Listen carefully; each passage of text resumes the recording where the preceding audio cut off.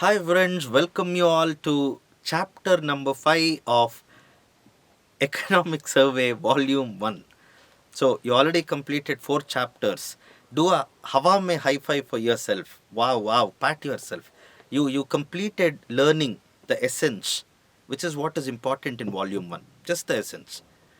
Okay, you've completed learning it, and now you are actually getting into learning more, my dear friends. So, pat yourself first. Have you done that? Okay, let's start with the chapter number 5. Mm, Healthcare takes center stage finally. Healthcare takes center stage finally, is what it says, my dear friends. Now, what is survey trying to tell in the 5th chapter? Let me decipher it to you. COVID 19 created a crisis that was not just a health crisis, my dear friends. If you can resonate with survey, it says it it made us enter into a socio-economic crisis as well. Yes or no, my dear friends? Correct? That's what survey says. It was not just an ordinary health crisis, which the world sees very often. Dengue, swine flu, that no. It was a social and economic crisis, my dear friends. How can the countries, how can the governments uh, keep themselves prepared to attend to a crisis like this, which can become a full-blown socio-economic crisis instead of confining itself to an ordinary health crisis? Okay, are you connecting to what I'm talking about, my dear friends? Perfect. Now, what happens whenever countries, governments, they encounter such crisis and they develop some solutions to come out of the crisis, uh, they become confident of their ability to resolve such crisis in the future as well. Wrong. Seriously, my dear friends. I mean, why I'm saying wrong is, see, there can't be substitute to preparedness. Just thinking that, hey, one more crisis like this, just like the way I resolved it now, I will resolve it in the future. No, maybe no. The CVDs, the CVD or the NCD, as you call them, cardiovascular diseases or the non-communicable diseases. COVID was a communicable disease. COVID was a pandemic, contagion.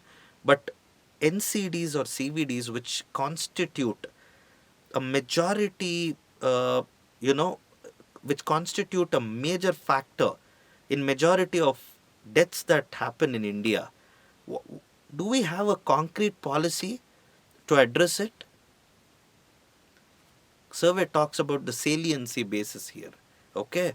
See, an approach like the one that we went for now, a troubleshooting approach, may not always be right.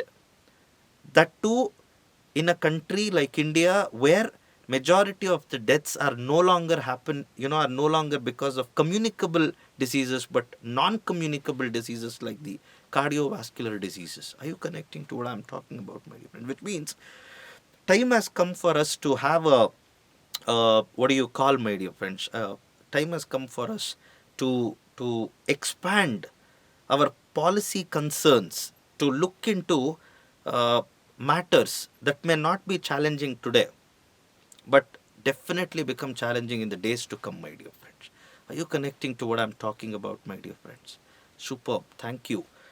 Now, having said this, one more thing that survey talks about is the way in which National Health Mission and Ayushman Bharat stood up to stood up to the equity challenge that the COVID-19 posed.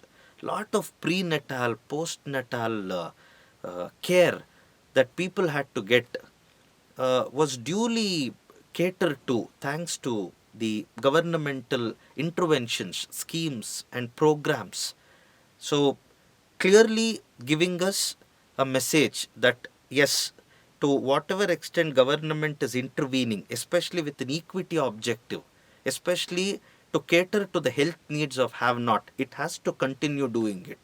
Because it was proven again in the COVID times that Without government, we would have got topsy-turvy. Got that what I'm trying to tell you. Fair enough, my dear friend. So clearly survey is batting for the case of continuing of programs like National Health Mission, Ayushman Bharat, Pradhan Mantri Jan Aushadhi Yojana. Got that what I'm trying to tell you. Okay? And then survey says if India can increase its spending on health, if the public spending on health can increase from the present 1% of GDP to around 2.5 or 3% of GDP, like the National Health Policy of 2017 envisages, you know what impact it can have on out of pocket expenditure, which is presently as high as 65%. It can be reduced to 30%.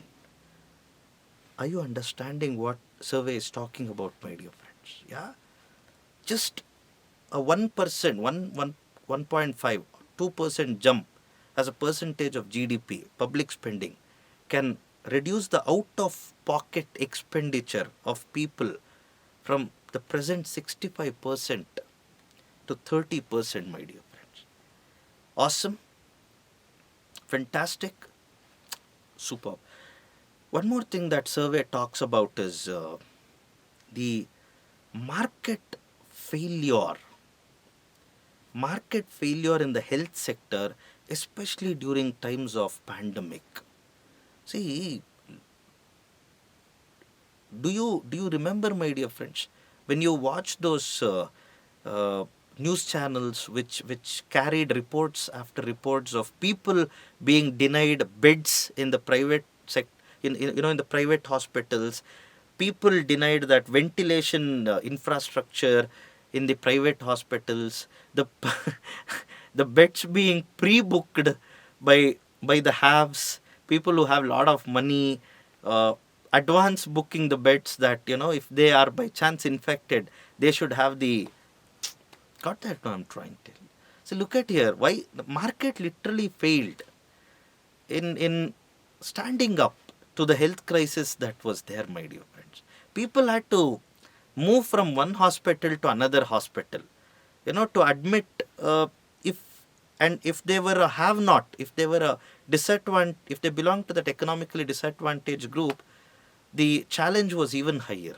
People who had money could somehow, you know go that extra mile and somehow convince the hospital authorities to get them admitted or get them the prompt medical treatment and all that. But have nots, the markets actually failed, my dear friends. Got that? No, I'm trying.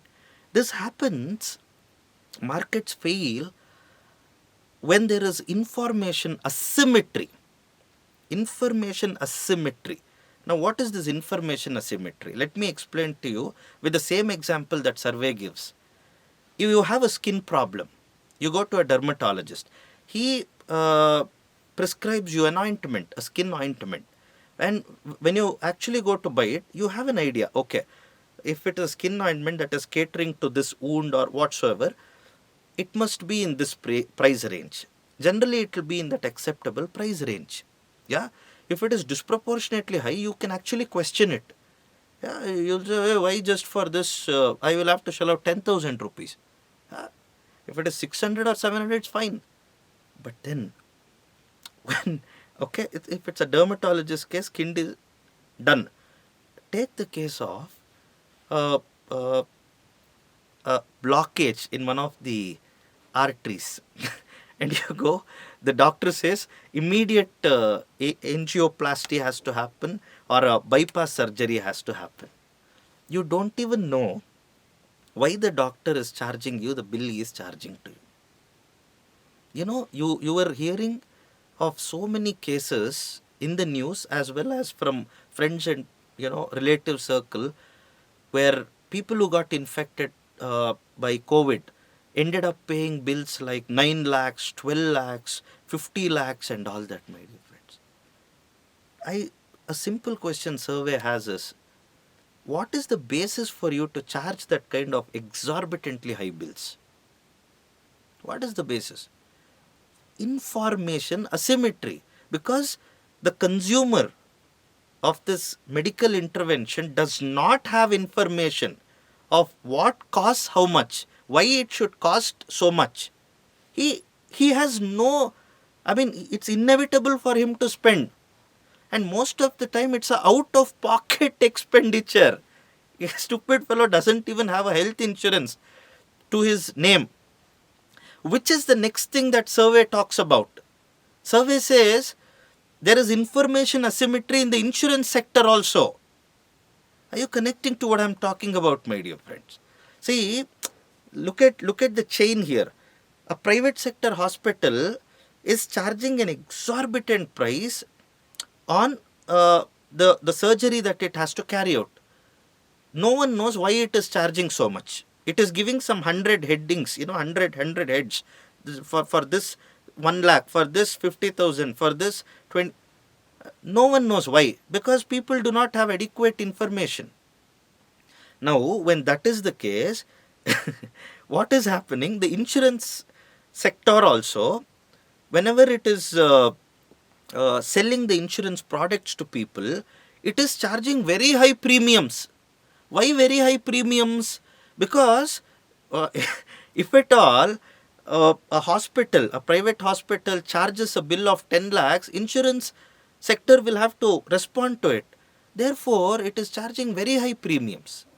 And because it is charging very high premiums, people are naturally disincentivized, discouraged to go and buy health insurance products. Are you connecting to what I'm talking about, my dear friends? Look at what information asymmetry can do to the overall medical, intervention and infrastructure and the insurance sector. Are you understanding, my dear friends? So what is the need of the hour? As World Health Organization argues, as Economic Survey batch 4, the need of the hour is regulator. We need a regulator in health sector.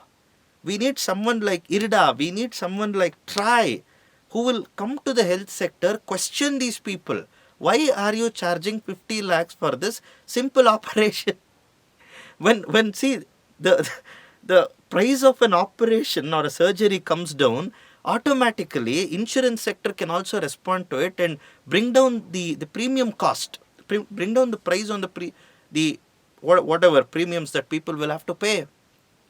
Now, is health becoming affordable to all? With just the presence of one regulator, is health becoming accessible to all? Awesome, go for it. Are you connecting to what I'm talking about, my dear friends? That's what survey is telling us. Okay.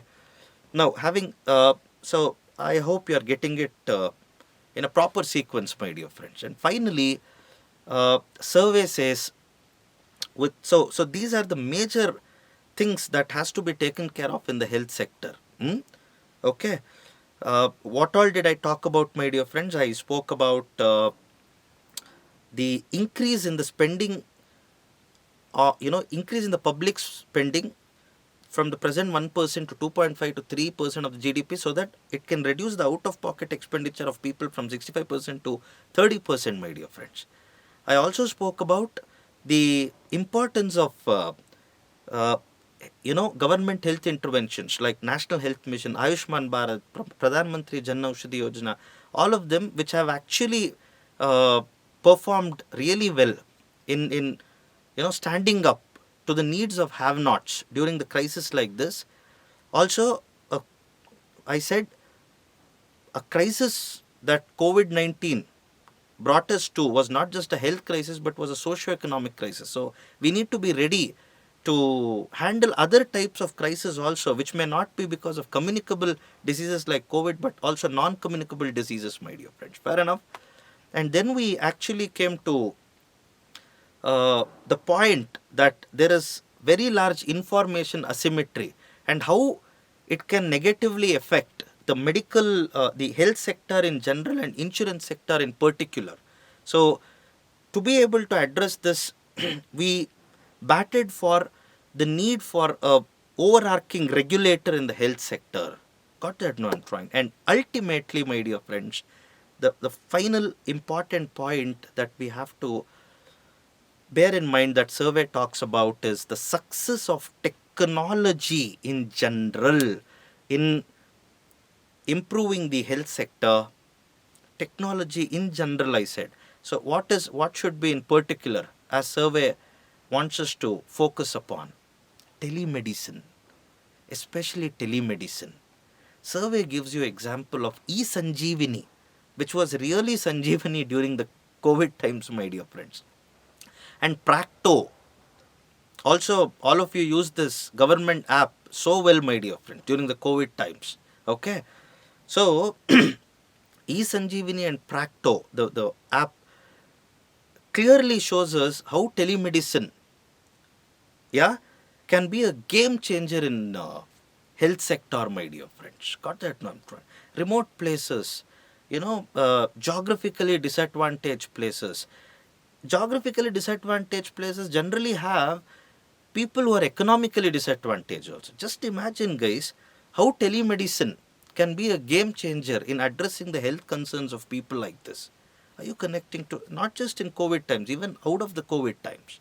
Are you, see, geographically disadvantaged, no access to conventional healthcare facilities, not even primary healthcare. Got that? No. Telemedicine will help. All right. So, health care has finally taken center stage, and these are the issues around which survey has interacted, my dear friends. Thank you all so much, my dear friends, for learning from this educational interaction between us. Chapter 5, Volume 1. In my next video, where we have an interaction, we learn about Chapter 6 of Volume 1, my dear friends. Thank you so much, my dear friends.